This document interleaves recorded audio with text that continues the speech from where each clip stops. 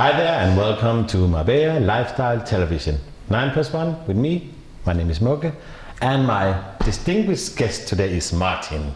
Hi Martin, thank you for coming. He's a very good friend of mine. He's been living here for how many years? For 6 years in total, 5 years recently, and then 10 years ago I lived here 1 year alone. Yeah. But for the last 5 years with family. With your family? Yes.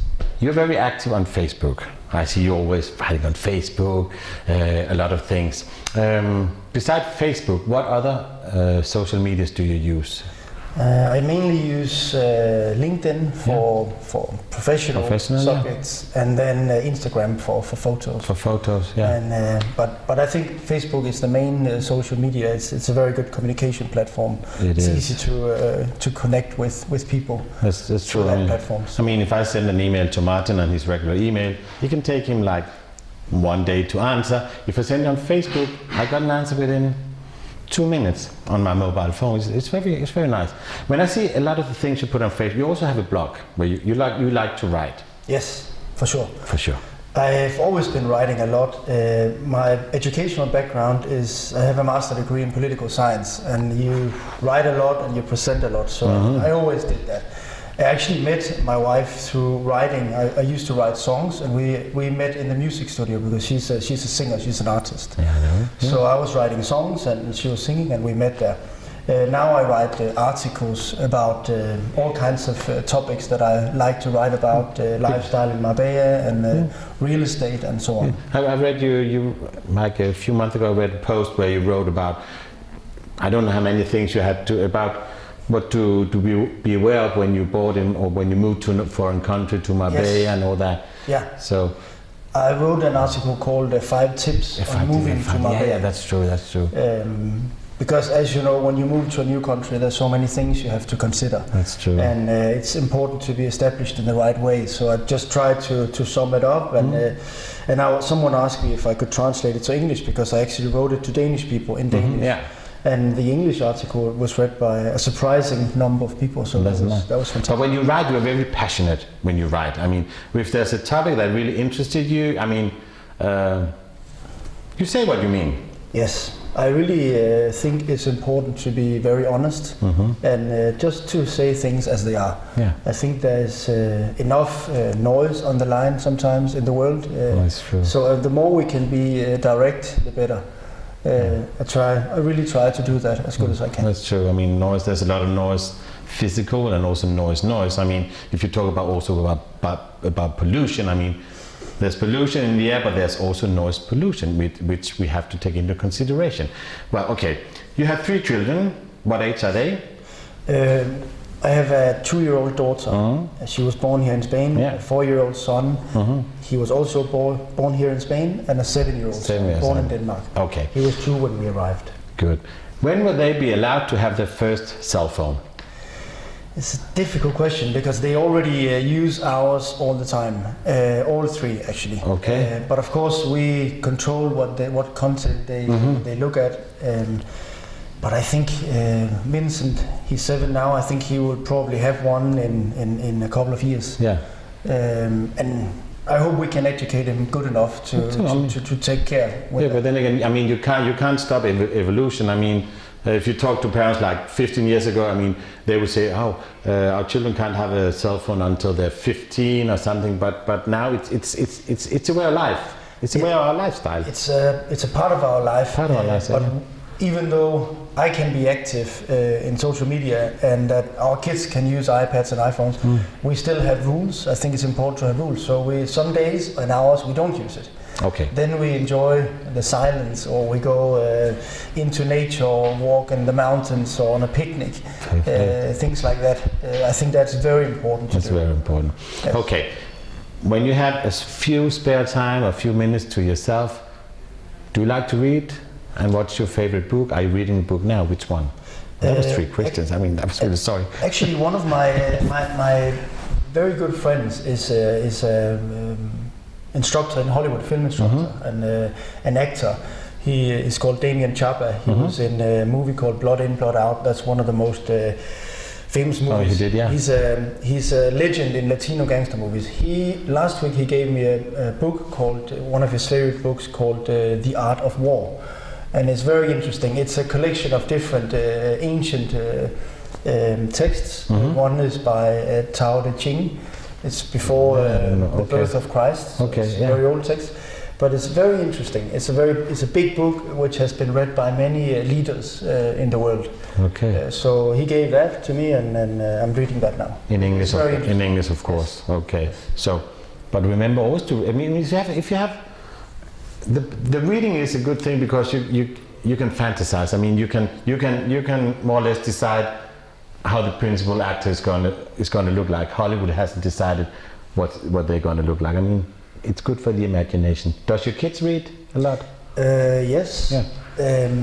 Well, 2 are able to read already, and the 7-year-old sometimes reads stories at night for his brother and sister. So. In what language? In English. In English. But Danish as well. Yeah. But they play in English. Okay. We try to speak mainly Danish at home. Yeah. But it's a challenge because when they play with other kids, it's always It's a challenge. Okay. We have the Scandinavian minute here, 9+1. So I'm going to ask you, why do you think that the Danes are always amongst the happiest people in the world? Well, what do we do? I mean, it's not because of the snaps or anything, but why, in your opinion? I think there are many different reasons. One of the reasons is that we are a very small population of 5.5 million people. So there's a very large degree of communication and participation in the society. Okay. It's a very democratic society. People discuss everything. That's why we sometimes like to live outside Denmark, so we don't have to discuss everything. Yeah, that's true. But another thing which is characteristic about Denmark is what we call hygge, which is kind of cosiness. In Denmark, we're good at creating a good atmosphere. And we're used to a lot of rainy weather and snowy weather, so we spend time inside having with a warm cup of chocolate or whatever. So we're really good at that. Then we take care of the environment. We have a strong social system. Everyone has a high level of standard in terms of living and social welfare. So that, I think, creates quite a happy country. Happy and equal country in a lot of ways. And just to explain, the word hygge is like Martin said, cosiness. I mean, you go to people's home, you have a coffee, you have everything. I mean, and then you eat too much. I mean, I eat too much, and I have to do some exercise. You do fitness. How many times a week? 3 to 4 times a week. 3 to 4 times. Yeah. And for an hour, 2 hours? It's actually only 1 hour, 3 times a week. Okay. But it's very, very hard. It's kind of a circuit training, which is a combination of cardio-intensive training. So it's sprints and circuit training. With weights, mainly body weights. I have to do something to get in shape before Christmas. No, I'm better after Christmas. What are you doing for Christmas here in Denmark? We will stay here. Yeah. We have our family coming from Denmark. Okay, good. So we'll stay here and have a very nice Christmas with the family here. Danish Christmas food and Danish things. Yes, yeah, and we already now here in the middle of November we already started the Christmas lunches. So we love Christmas. And I remember last year I went to Christmas lunch in your house and it was like fabulous. I mean, I gained like 3 kilos that afternoon. I'm so sorry. But we have more coming up. That's for sure. But in 10 words, what makes you happy? Well, I don't actually need anything to be happy. I'm happy just because I have a life. That makes me very happy. Good philosophy. But of course, I'm happy when something good happens for my children, or when we are successful with whatever we want to achieve. When we go on an adventure and here in the area and discover new things, meet new people, interesting people, that makes me happy. That makes you happy. That was more than 10 words. So in 10 words, what makes you sad? Of course, conflict and misery between people. Wars, hunger, that is very sad that some people have a difficult life. It can be difficult with the level of information we have to handle that as a human being. Before we didn't see all this on TV, but now it's... And now we get all the information to see that we are really lucky being living here in Europe, living in Spain, the life we had. I mean, not only the human beings, but also we need to help what we can. And as a help today, I bought a little gift for you. Before I give it to you, you have to ask me one question, because 9 plus 1, the rules are, I ask you 9 questions, you ask me 1. Yes. Be nice, please. I was thinking, what made you, what was the biggest realization for you as a Danish person living here in Marbella? You lived here even longer than me. I've been here 15 years. So you must have done a lot of thinking in terms of how is it to be Danish here? What's the biggest thing that that made you happy, or that you discovered living here? Being Danish living here, what really made me happy was all the people, all the things happening, meeting you, meeting everyone. I mean, fabulous.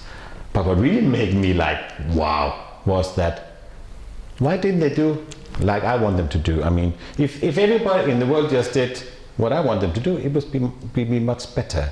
No, but it's a strange feeling. It was like, it's more like a laissez-faire policy. I mean, mañana. And I think for me to get used to that things didn't happen right now was one of the most difficult things. But then, I mean, on the scale, on the balance, I mean, that was nothing. I mean, it's there's so many good things in Marbella. It's a good life, and like you said, misery. Thank you for the question. That really made me think. I bought this one for you. It's a small angel you can put in with your keys. I buy these to support animal shelter. So for every angel we buy, there goes food to the animal shelter. We have to help where we can, animals, people, whatever. But Martin, it's been we got really serious. I mean, normally we have like 9 plus 1, we're more like, because yeah, but there's a lot of serious issues, and maybe I'll call you back to the program to talk about after Christmas, to talk about food. No, we didn't talk about food. What's your favorite food?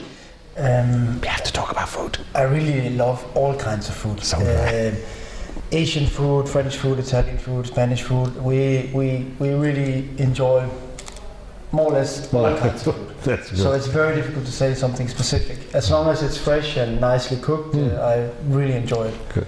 Good food is good food. Yeah. And we like good food. Yeah. Martin, it's been a pleasure. Thank you so much. Thank you very much for inviting. Let's look at the camera and say, Marbella Lifestyle Television.